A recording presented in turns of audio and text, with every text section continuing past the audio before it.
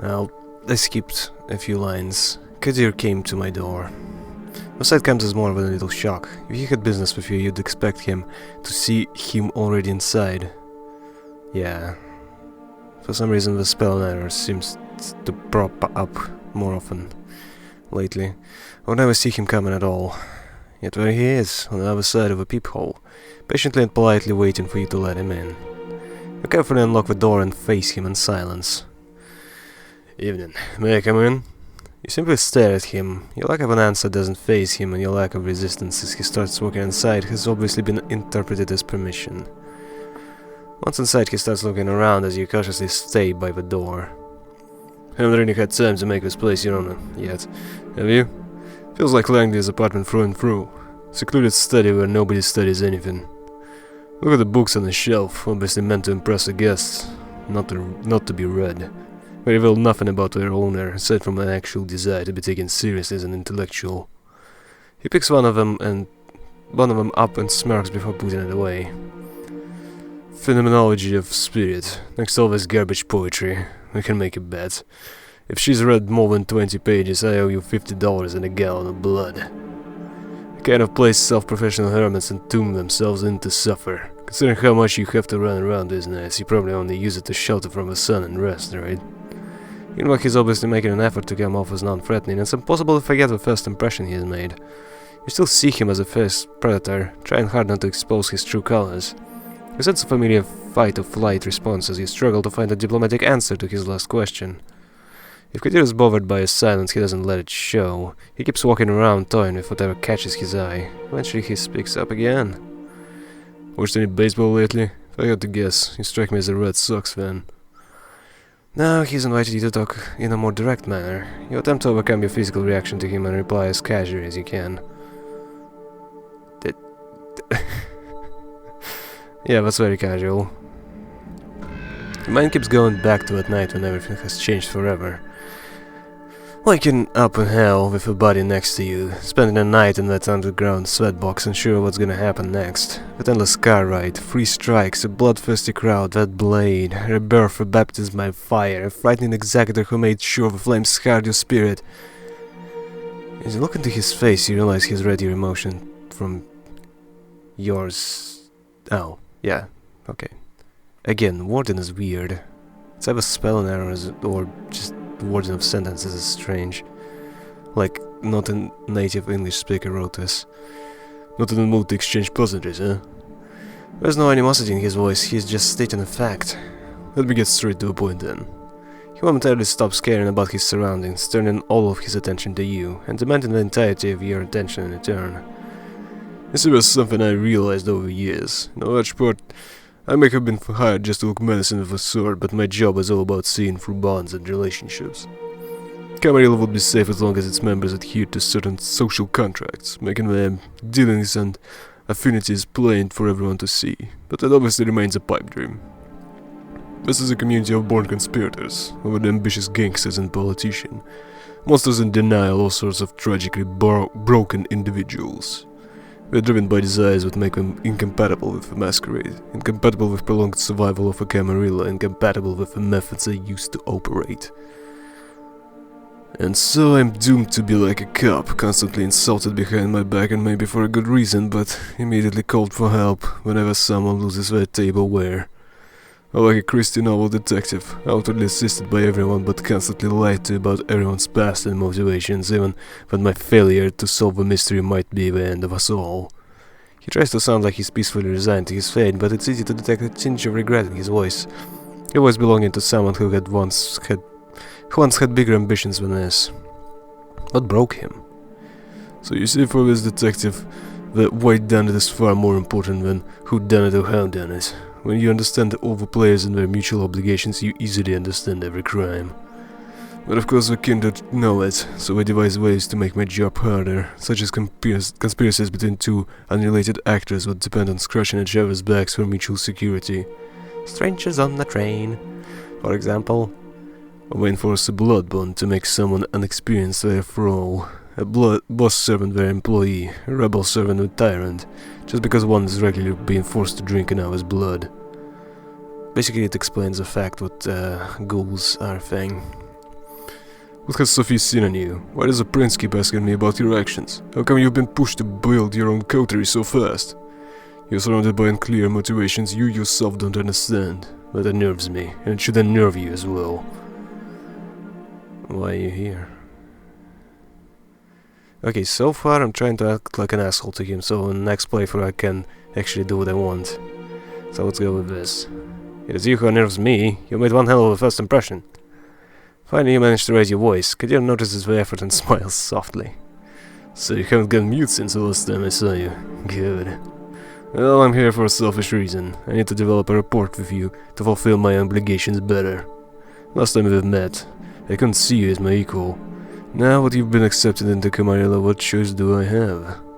I understand if you didn't want to see my face again, but I'm one of the faces of New York community, and as long as you're part of it, it's going to be impossible to avoid me. Especially when I have business with you, and I do. As you might have guessed by now, one of my tasks is uncovering and understanding your bonds, and one of them might endanger our community.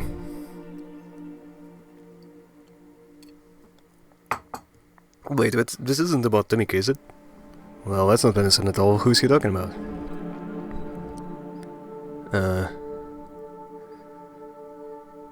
Yeah.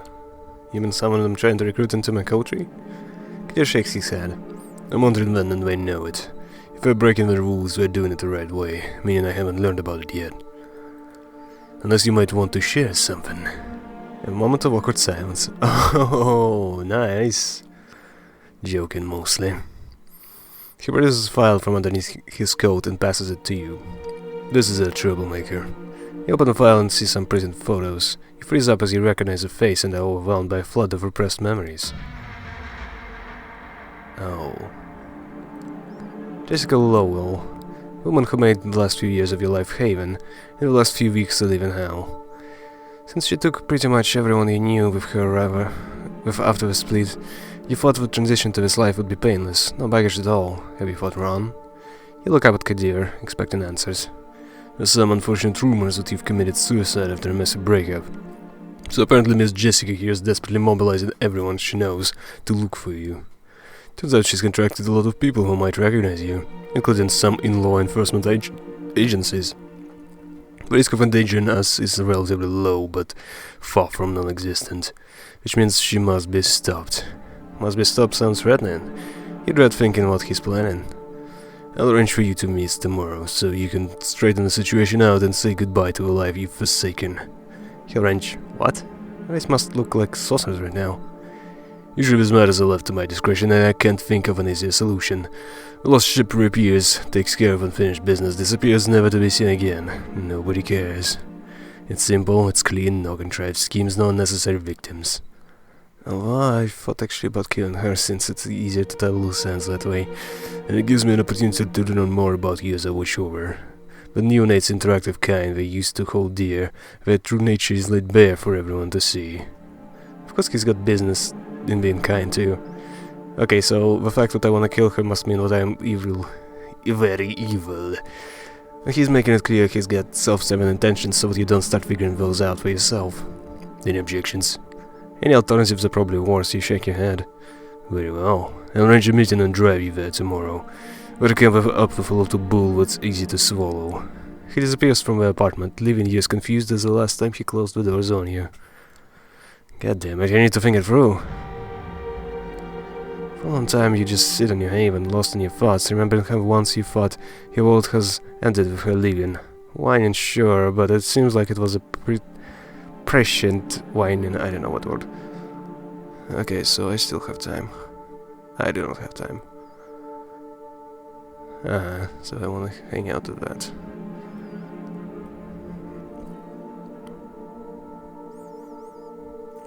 Knock knock.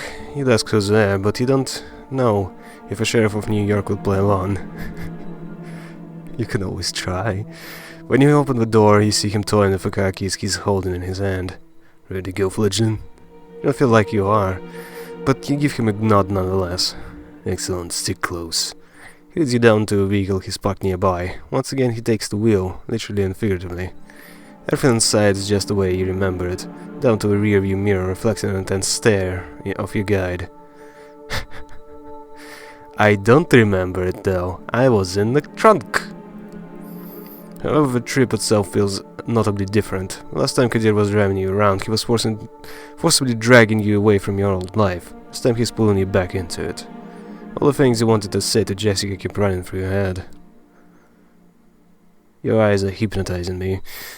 Let me tell you how it's going to go. As I said, I've arranged a meeting between you and your kin. It's going to take place somewhere you should know very well.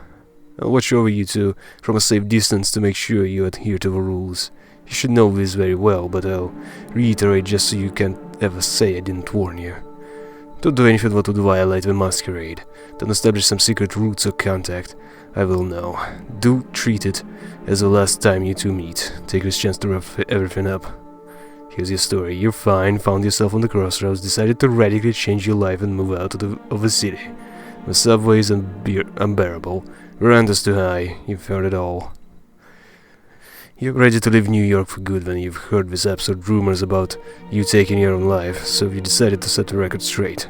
He gives you a knowing look, and close the curtains on your relationship once and for all, on your terms. The car makes a sudden turn. I'll leave the finer details to you, just be so kind and don't make me regret it. He considers he's going out of his way for you, but doesn't try to force you into gratitude by stating it plainly. And if you know, you know. He'll see if you're worthy of his aid. We're here. You take a look around to recognize your destination. He was right. It is a familiar place. It's that club. One you met your future sire in when trying to forget about Jess. This is where we've last seen poor Joe. Who knows whatever might have happened to him. Our Jessica Lowell is trying to find out. She's got a tip from an anonymous source saying that you might appear here tonight. Won't want to disappoint the lady, would you? She's apparently quite distraught. He turns off the engine and relaxes comfortably in his seat. You silently leave the car and head straight to the club. Last time you were headed this way, you still had a pulse. Feels almost nostalgic. As the party getting started and some rookie DJ is trying to read the crowd, you begin to look for Jess. You wonder what should be the first thing you say to her. Hey, how you doing? You really look like it took me for a suicidal type. Why? Oh, that's obvious what we're gonna choose. Yeah, that should work. The music is pulsing and there are good vibes in the air. You spot a girl hurrying to a bathroom with a nosebleed. The smell is faint, but it gets you in the mood to have some fun. Why would she have a nosebleed though? However, Kadir indicated he's got a pair of eyes around here somewhere. Better stick to a plan. Stupid idea pops in your head. If you met her and she said, I want to be with you again, what would you do? Reject the idea immediately. Find a way for her to become a vampire? Hell no, I'm not gonna be allowed to do that. Reject the idea immediately. What's done is done, best not to dwell on it. By now it feels like you've explored all the places Jess could have been in. It's getting frustrating. You grab the cheapest drink they have from a bar. Wait, can you do that? As far as I know, it was established that vampires don't need to eat or drink, so whatever happens when they do, I am unsure of. Tall blonde girl with a stylish skirt smiles at you from behind the hard-shaped glasses. You smile back, but this is no time for a heart to guide your hand. You walk past her back to your duty.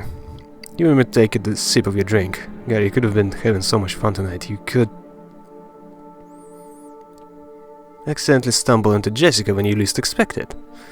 She looks at you as if she's seen a ghost. You freeze up, trying to come up with something to say and failing. Last few years of your life flash before your eyes. Wait, what was the line you decided to open the conversation with? Before you remember, a powerful slap takes you out of your stupor. You stupid motherfucker! Guess she gets the first line. You realize you've spilled your drink over your clothes. Well, that's one way to get rid of it. I've been so worried. I've been so fucking worried. Called everyone I knew just to look for you. And you're just having fun clubbing? You thought it would be funny to drop all the contacts with everyone, pretend something happened to you? What, you wanted to see my reaction? She slaps you once again. You let some sort of dissociation set in and just watch the situation as it unfolds. I'll let everybody know you're okay, but don't you ever show yourself in front of me again. Oh, that's convenient. She turns her back on you and disappears into a crowd walking toward the exit. You look around, you notice a heart-shaped glasses girl chuckling in the distance. You're no longer in the mood to party. Guess you'll follow Jessica's lead and leave, but not to keep Sheriff waiting. Well, at the very least you can say this. She still cares, that's nice. Back to Kadir's car. Once you close the door, he instantly puts his foot on the gas pedal. Walking off the pitch with no regrets. Said everything you had to say? You speak up about thinking. Yeah, she said she'll call off a search. Getting her to accept it took some harsh words, but deep down I know she knew it's time to say farewell once and for all. She's a little shaken up, but she'll leave. You spot a playful spark in Kadir's eyes. You took care of it like a man, did you? Very good. The people we knew in life have this tendency to briefly reappear in our long lives. One night, let's say 20 years from now, she might spot you on the street. You won't have aged a day from now, and even though she'll tell herself it can't be you, she'll be jealous. And if you look happy, she will regret over what could have been. So for the sake of the night your paths cross again, I hope you'll search for your own happiness. The car speeds up to cross an intersection before the light turns red. You give Kadir a good hard look. Why are you not mean to me? Thank you. Good job setting that up. Okay, this is the choice I'm gonna go with next time. And this is the least likely choice I'm gonna pick, so let's go with that, because I'm never gonna pick this again. Who are you and what you have done to Kadir al-Asmai? At first he seems confused about the question, but after a while he gets it and chuckles softly. Then he takes on a serious, slightly sorrowful expression. Don't suck up to me, kid. Mr. Bad Guy is still here, and without a doubt he will go back to decapitating suckers like you anytime now. The car starts slowing down. Here. You look out of the window and see your haven. Take care, I'll see you around. Just pray I don't have to see you too often. You leave the car and start walking to your haven, thinking about Kadir. Can't say you're fond of him, was with the welcome party he gave her and all, but after tonight you can't say you aren't either. You're gonna need some more time to understand him, that's for sure. He's just a man doing his job. It's as simple as that. Here in your haven, when your intercom rings, answering cautiously, you hear an older male voice. Hello? I'm calling because a friend asked me to come by and offer you my services. Who is this friend? Better not talk about that in the intercom. Secrets are secrets. The man sounds strangely excited, breathing hard. Is this a sex thing? I don't swing that way, but I need something to go on. You may have a wrong address. No, wait! I know you're one of them. Please, it's alright, I don't mind, you can drink with me, if you understand what I mean. A man you've never heard from before is paying a visit to an apartment not many people know of, offering you to feed from him. And, I really want to go for this. Let's continue this face to face. That's a wonderful idea. Silence. A minute passes, and you hear a knock from the door to your haven. You cautiously open the door. A stranger looks at you sheepishly. He's in his 30s, dressed in a clean business suit. He looks moderately successful, someone you could meet at an investment bank. I'm sorry, I didn't want to intrude, so that's why I called from downstairs. Want to see you around here again and tell me whoever sent you what they can come see themselves instead of send it like it. Come in. You know what? Come in, I'm who's hungry anyway. The man looks comically satisfied as you usher him into your haven. He barely waits for you to close the door before he loosens the collar of his shirt, closes his eyes and bares his neck in a current expectation. You look at the man and, taken aback by such forwardness. Figuring that you didn't invite a man here for a chat, you lean close, take him by the shoulders, and sink your fangs into him. This is not an unpleasant way to feed. You reflect as the blood flows into your mouth. The food comes to your door on its own volition. The man moans as you drink from him, lost in the ecstasy of the kiss. It feels a little unseemly, but it would be churlish to begrudge him from his pleasures. Taking care not to drink too much, you let go of the man after licking his wounds closed. Suddenly you're startled by a surprising sight. A woman, not so old, strangely dressed, looking at you intently, only an arm's length away. Before you can react, a mysterious woman opens your front door and vanishes from sight, leaving you to wonder whenever you really saw her at all. As you stare confused, the man you drank from slips out of your haven and into the hallway, staggering a little from the effect of the kiss. You close your door, wondering what that was all about. At least you got to feed, if nothing else.